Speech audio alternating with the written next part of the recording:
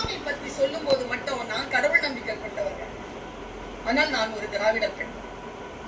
திராவிட பெண்ணாகவும் இருக்க வேண்டும், கடவுள் நம்பிக்கையோடும் இருக்க வேண்டும் என்று நான் வருகின்ற பொழுது என் வள்ளுவ பேராசானை கைப்பிடித்து இந்த வைரமுத்து எழுதுகின்ற உரை எப்படி இருக்கிறது என்று பார்ப்பதிலே எனக்கு ஆர்வம் அதிகம். தெய்வத்தால் ஆகாதெனினும் முயற்சிதான் மெய்வருத்த கூலி தரும்னு ஒரு குறள் இருக்கு. என்னதான் எழுத போறீங்க? தெய்வத்தால் ஆகாதுன்னு எங்க ஐயா பெரியார் தாசர் கிளாஸ் எடுக்கும் போது சொல்லுவார். கவரு இன்னைக்கு பாதி கிளாஸ் தான், நாளைக்கு மிச்சம் படிச்சு தெய்வத்தால்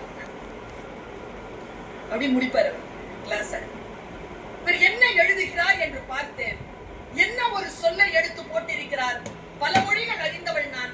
அதை வாசித்து வாசித்து திரும்ப திரும்ப வாசித்து எப்படி இவருக்கு இந்த சொல் கை வந்தது? சொல்லுகிறார், ஒருவன் எடுத்த முயற்சி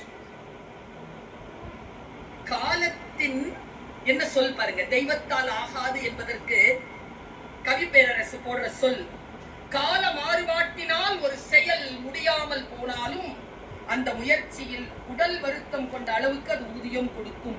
தெய்வம் என்கின்ற சொல்லுக்கு கால மாறுபாடு அப்படிங்கிற சொல்ல போறாங்க.